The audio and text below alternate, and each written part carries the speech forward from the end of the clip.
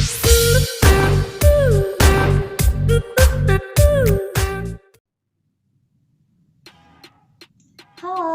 Assalamualaikum warahmatullahi wabarakatuh. Bertemu lagi dong dengan Ibu.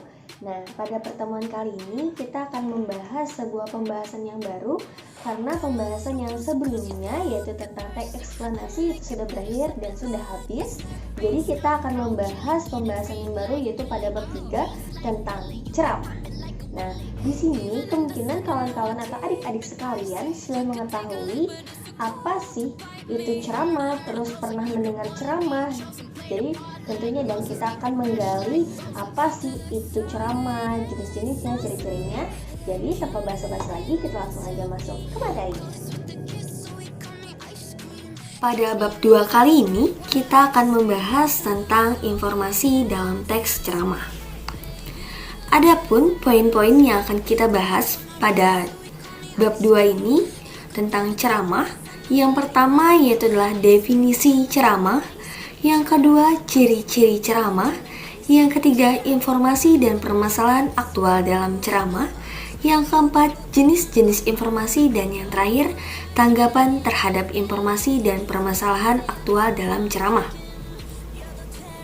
Definisi ceramah. Ceramah adalah kegiatan berbicara untuk menguraikan suatu objek tertentu atau pengetahuan di depan pendengar atau audiensi. Jenis ceramah. Jenis ceramah terbagi menjadi dua, ada secara umum dan juga secara khusus. Secara umum, ceramah adalah yang memberikan nasihat kepada khalayak umum atau masyarakat luas. Yang kedua, ceramah khusus adalah ceramah yang memberikan nasihat-nasihat kepada khalayak tertentu dan bersifat khusus secara materi. Ciri-ciri ceramah biasanya disampaikan oleh seorang yang memiliki keahlian dalam bidang ilmu tertentu. Yang kedua, menginformasikan topik yang dapat memperluas pengetahuan. Yang ketiga, ada komunikasi dua arah antara pembicara dan pendengar seperti dialog, tanya jawab, dan juga diskusi. Yang keempat, ceramah dapat disajikan menggunakan alat bantu seperti media sosial. Yang kelima, ceramah memiliki objektivitas dan mengandung sebuah kebenaran. Jadi, ceramah itu mengandung fakta, bukanlah opini. Ceramah harus dapat menghidupkan suasana dengan menggunakan gambar-gambar atau kejadian-kejadian yang relevan agar dapat memancing perhatian pendengar. Lanjutan dari ciri-ciri ceramah. Yang pertama itu adalah ceramah harus memiliki tujuan yang jelas. Ceramah yang harus disampaikan dengan mencapai klimaks. Yang ketiga, ceramah yang baik berisi sesuatu yang mengejutkan karena mungkin belum pernah disampaikan atau belum pernah terjadi sebelumnya. Yang keempat, ceramah harus dibatasi pada satu atau dua persoalan tertentu saja. Yang kelima, ceramah dapat mengandung humor agar dapat menghidupkan suasana dan memberi kesenangan tidak terlupakan bagi pendengar. Selanjutnya, informasi berupa permasalahan aktual. Informasi dan permasalahan aktual dalam ceramah. Informasi merupakan pemberitahuan atau pemberian kabar tentang sesuatu. Cara memahami informasi dapat dilakukan dengan sebagai berikut. Yang pertama, menyimak ceramah yang didengar dengan seksama. Mencatat informasi yang menarik dalam setiap paparan dalam ceramah. Dan yang terakhir, menyusun informasi yang menarik dalam bentuk kalimat atau paragraf sederhana. Ciri-ciri dari informasi yang baik. Yang pertama adalah informasinya bersifat aktual. Yang kedua, bahasa yang digunakan dalam penyampaian informasi adalah bahasa yang akurat, tepat, padat, dan juga singkat. Informasinya faktual. Dan yang terakhir, informasinya menarik. Permasalahan aktual. Sebuah peristiwa yang betul-betul terjadi dan sedang menjadi pembicaraan orang banyak.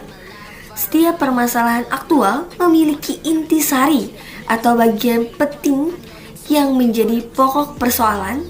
Bagian-bagian penting tersebut dapat digunakan sebagai bahan ceramah. Jenis-jenis informasi. Informasi berdasarkan fungsi dan kegunaan. Yang pertama adalah informasi yang menambah pengetahuan, misalnya seperti tulisan tentang pergantian kurikulum, pendidikan, dan juga bencana alam. Informasi yang mengajari pembaca, seperti teknik membaca yang baik. Informasi yang hanya menyenangkan pembaca, seperti cerita pendek, karikatur, dan juga komik. Yang B, informasi berdasarkan format penyajian. Bentuk penyajian informasi biasanya dalam bentuk tulisan, misalnya seperti berita, artikel, karangan, resensi, dan karya fiksi serta kolom. Yang kedua, bentuk informasi berupa gambar, misalnya ilustrasi, foto, karikatur, dan juga animasi. Yang terakhir, lisan, seperti pidato, ceramah, dan juga khutbah. Informasi berdasarkan lokasi peristiwa.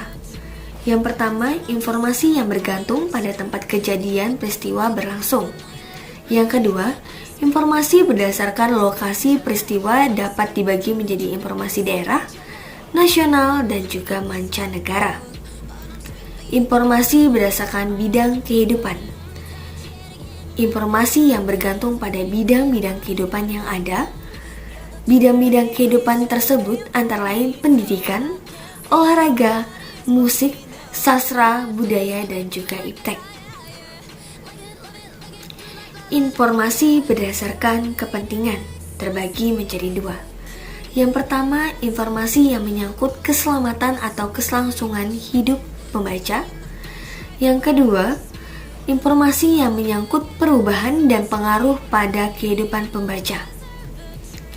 Informasi berdasarkan penyampaian terbagi menjadi 5. Yang pertama, informasi yang disediakan secara berkala, informasi yang disediakan secara tiba-tiba, informasi yang disediakan setiap saat.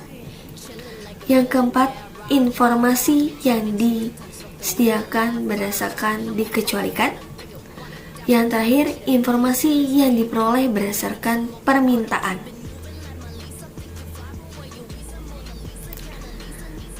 Tanggapan terhadap informasi dan permasalahan aktual dalam ceramah. Langkah-langkah yang perlu diperhatikan dalam menanggapi teks ceramah sebagai berikut. Yang pertama, menyimak sebagai yang didengar dengan cara seksama sehingga bisa menangkap informasi secara utuh. Mencatat pokok-pokok isi ceramah, dan yang terakhir, memberikan tanggapan terhadap materi ceramah, baik berupa kritik, saran, sanggahan, pujian, persetujuan, maupun juga penolakan. Tanggapan harus disertai dengan alasan dan bukti yang logis. Mungkin itu saja yang dapat saya sampaikan tentang informasi dalam teks ceramah. Semoga apa yang dapat saya sampaikan pada hari ini dapat dipahami oleh para peserta didik, dan jika tidak ada yang belum dipahami bisa tanyakan pada melalui grup kelasnya masing-masing. Jangan lupa isi daftar hadir dan juga komen di kolom komentar nama dan juga kelasnya. Assalamualaikum warahmatullahi wabarakatuh.